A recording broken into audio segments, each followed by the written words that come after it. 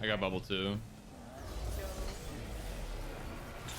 He always actually launches me so fucking hard.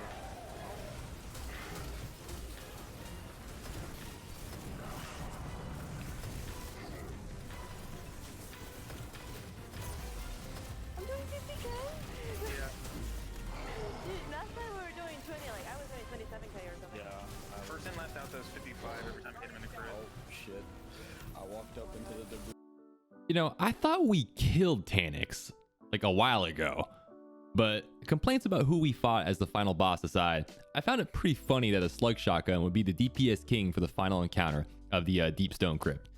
For those of you not in the know, running a first in last out shotgun with Vorpal and boss spec will do 50,000 damage per crit shot if you are at 1250 light. So pairing that with Anarchy and maybe an auto-loading holster perk on that first in last out means that you can sustain some crazy DPS on that boss for an easy 1 or 2 phase kill on Taniks. So why I bring this all up is because in true fashion for this raid, we get an off-meta archetype weapon as a possible reward strangely suited for DPS for the raid. So today we talk about the Heritage Raid Shotgun.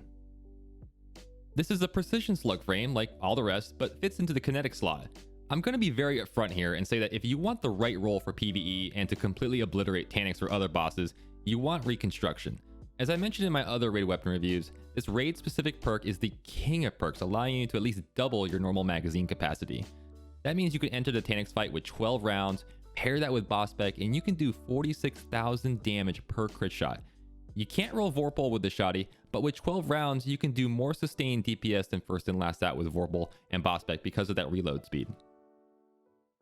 So just to clarify one last time, entering the Taniks fight, the ideal setup is a Reconstruction perk Heritage. You pair that with a first in last out with Vorpal and auto-loading holster, both with boss spec and Anarchy.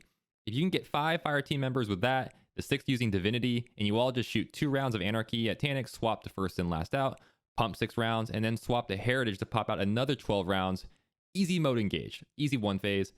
So that's sort of my PvE analysis of this weapon. It fits a specific purpose very well as a boss slayer. That is, as long as that boss is reasonably close range and has no stomp mechanic.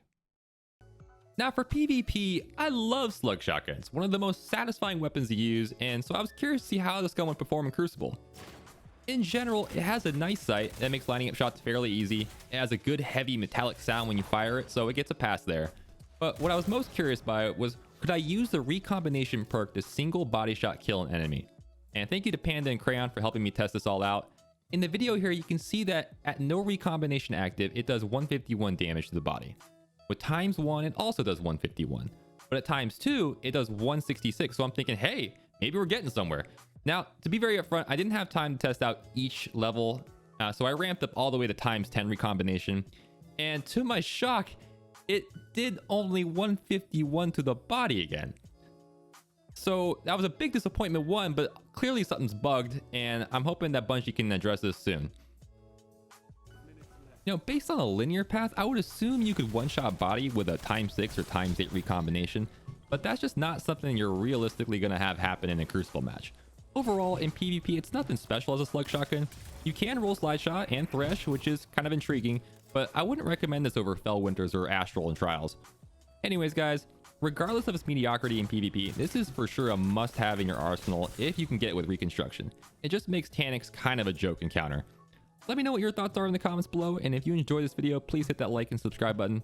Thank you so much for watching, and I'll see you in the next video. Peace.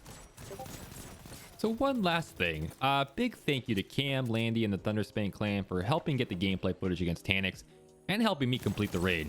We had a little raid race challenge, and they absolutely crushed us, so congrats to them and anyone else who completed it in the first 24 hours.